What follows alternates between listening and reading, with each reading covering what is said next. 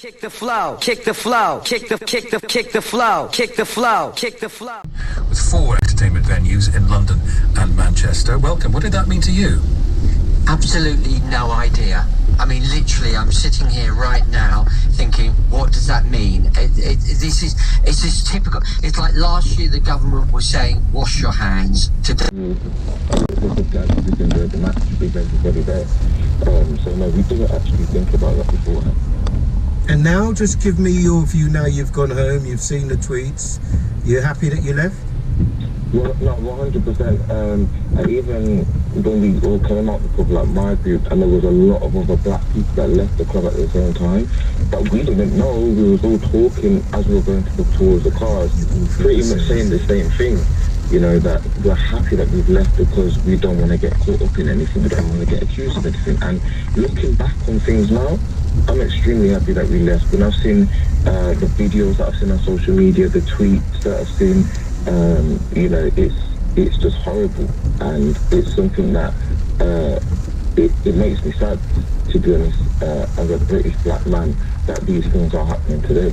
How would that story have been different, do you think, if England had been victorious?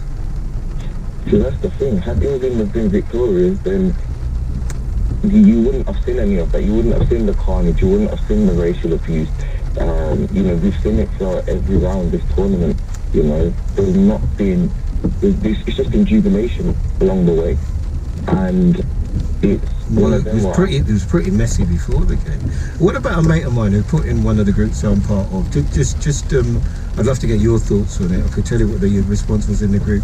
If 3 people with red hair had missed, then red-haired people would have been the subject of abuse. It's not about racism, it's about difference. I can't really respond to that directly. I can only respond to experiences, to black players that have happened in football throughout the last however many seasons, to be honest with you, the racial abuse that these players have been subject to on social media for the last few years now. Whether it has been someone with red hair that was in that position, I don't know. Okay, no.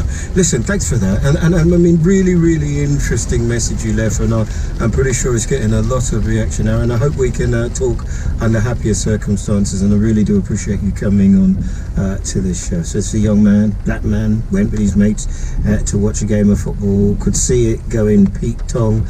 He and a lot of other black people left at the same time, and when they spoke, it was all for the same reason. A, we didn't want to get caught up in this nonsense, and B, we think very soon it will be us. And they were proved right, weren't they, if you look at social media.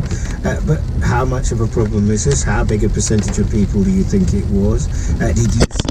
Did you go to the game? I'd love to know. Maybe. Kick the flow, kick the flow, kick the flow, kick the flow, kick the flow, kick the flow, kick the flow, kick the flow.